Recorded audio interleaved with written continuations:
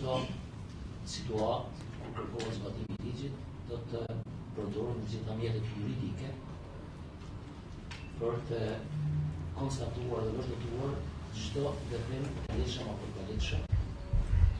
Dhe besoj që rrugë do të ndjeket nga që ne sepse jemi të përkushtuar për të ndjekur vetëm ligjin dhe të shkruar në asgjë tjetër. Dhe normal, unë s'kam marrë për vetë jashtë vendim, përveç asaj që kam parë në media, nuk e di se çka do shkruajnë në atë vendim dhe si do të arsytojnë vendimin i cili është nxjerrë në kundërshtim me të gjitha dispozitat ligjore. Do të jemi lumtur që të marrë një vendim të lehtëshëm përfundimtar lidhur me këtë çështje nga organet kompetente. Në momentin që ta pranojnë vendimin, janë të drejtat e mia ligjore për të drejtuar organet kompetente gjyqësore dhe ato kanë të drejtën e vet që këtë vendim ta pezulojnë ose ta shqyrtojnë dhe pavarësisht prej vendimeve të gjykatës do të veprojnë. Unë respektoj gjithmonë vendimet e gjykatës dhe vendimet e organeve kompetente. Sa i përket pyetjes së dytë, unë po rezervohem këtu, s'po duhet të përmend emra, ju besoj e keni kuptuar gjithë se për këtë po fjalë. Atyre 5 vete që kanë vepruar në mënyrë të kundërshme sot, pa kvorum, ju duhet edhe një njeri që do të votojë sipas dëshirave të tyre. Nuk aludoj në kolegun tim, i cili sipas atij vendimit të kundërshëm është caktuar. Kam respekt shumë të madh për të dhe nuk e di si do veproj ai pasi s'ka marrë vendimin, kështu që jemi shumë korrekt me kolegun tim. Nuk kam asnjë përrejtje në punën e tij, por thjesht po them për ta përfunduar atë që ju e thatë, që tu ka nevojë për forum, por ata ju duhet një njeri më tepër në qenë prezent asgjë më tepër. Jo si do të votoj një antar i ri ose një pushtues detyre i ri, por thjesht ju duhet një diçka që ata sot nuk e kishin. Ju duhet një njeri më tepër për të marrë pjesë në paketë dhe për të pasur forumin dhe pastaj të marrin vendimet e tyre sipas dëshirave të tyre. Meqenëse kjo situatë është e re, ishte e papritur në kuptimin e reagimit, atëherë unë nëse vazhdoj të mbeten pushtues detyre, pavarësisht për vendimet e gjykatës, normal, sepse gjykata duhet të merr një vendim edhe për mos të përkohshme. Nëse gjykata konstaton se nuk ka vend për mos të përkohshme, atëherë normal që një person që të vi në vendin tim të shqyrton këtë çështje. Por nëse unë bazë vendimit të gjykatës vazhdoj të ushtrej këtë detyrë, normal që kolegjiumi prokurorëve të shtetit, por edhe i zyrës së prokurorit të shtetit do ta trajtojë këtë çështje. Ju ishin dëshmitar që asaj që ndodhi në pjesën e paraditës në kuadër të mbledhjes së KPK-s. Më lejoni veç një plotësim sa i përket asaj që e ngriti kolegu çështjen e kurumit.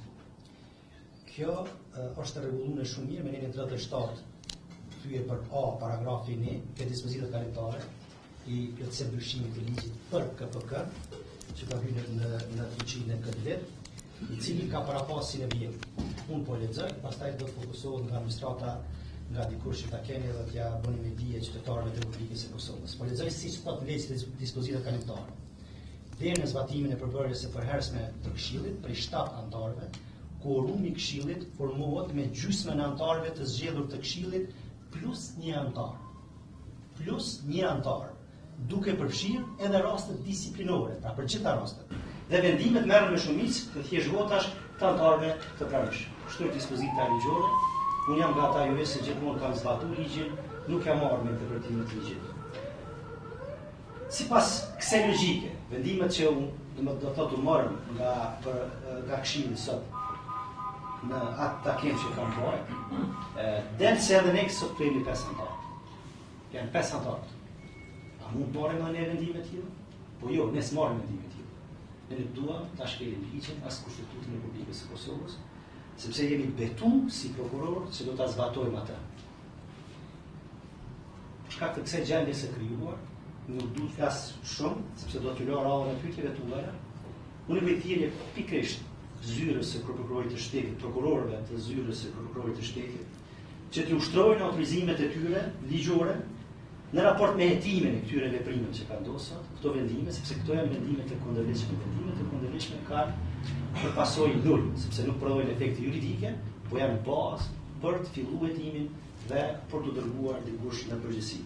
Po ashtu i ftoj prokurorët e zyrës së prokurorit të shtetit që të bëjnë edhe parandalimin e veprimeve të ngjashme që mund të ndodhin në ardhmë, sepse nuk duhet të lejonojmë këto veprime të tilla. Ne e thamë se si merren vendimet. Sepse vendimet, po i referohem gjithmonë të dispozitës që kanë këtu pranë vetësh, janë 5+1. Nuk ishin 5+1, gjithë ishin dëshmitar. Të gjithë ishin dëshmitar, pse unë të bëjmë mbledhjen. Sepse pikërisht kryesuesi në fund të asaj mbledhje, se duhet të shej këtu videogjyqimin, ata nuk ka kohë të pritë mbledhjen. Nëse ka qenë dikush monitorues aty. Pastaj vazhdoi mbledhja, si u krijuai kohë, prapë ishin 5, nuk ishin 6. Se çka është një vendim i kundërligjshëm, besoj që kjo është rregulluar me ligj. Unë e thash edhe në pjesën e të paraditës gjatë adresimit tim, që vendimet e tilla, pikërisht për shkak të vendimeve të tilla unë kisha atakim. Nuk duhet të jenë pjesë e vendimeve të tilla. Vendimet e tilla, për të cilat pretendohet se janë të kundërligjshme, natyrisht duhet të hetohen. Nëse vendimet e tilla vërehet që me qëllim janë marrë, si të tilla atëherë do të ketë edhe përgjegjësi për ata që i marrin ato veprime, sepse askush nuk është i paprekur, askush nuk është në ligj. Keni parasysh, sistemi prokurial është rrëra. Ne jemi vetëm ujë, ne kalojmë aty, sistemi mbetet. Nuk do të jetë një individ më i fortë se sistemi. Sistemi do të jetë gjithmonë më i fortë se individi. Prandaj kushdo që ka marrë veprime të tilla, jo rastisht në bon aktesën, pikërisht sa i përket kompetencës të zyrës së prokurorit të shtetit, respektivisht prokurorëve të zyrës së prokurorit të shtetit, sepse në prokurori është parimi i subordinimit. Autoriteti më i lartë është zyra e prokurorit të shtetit. Ata sipas ligjit kanë mandat, secilin rast, ta marrin, ta bartin nga një prokuror tek tjetri apo të caktojnë një prokurori kompetente. Dhe kjo nuk ka asnjë dilim. Faleminderit. Po a konsideroni se ka vepër penale? I vetet për ta vlerësuar prokurorit kompetent. Unë kam thirrje që të hetohet. Duhet që të bëhet një hetim i pavarur nga aspekt.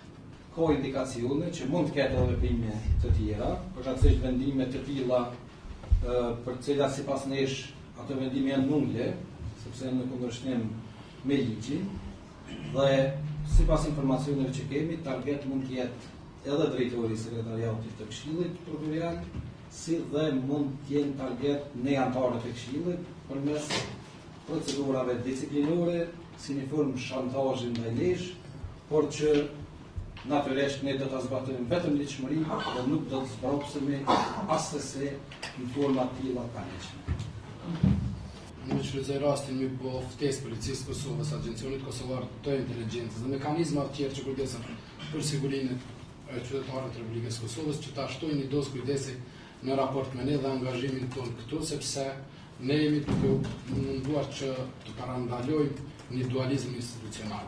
Një dualizëm vendimar, sa që tha dhe kolegu 5-5, ne mund të morëm një vendim, por mos harrojmë që kushtetuta rend juridik janë mbi qytetarin dhe jo qytetarin mbi ta.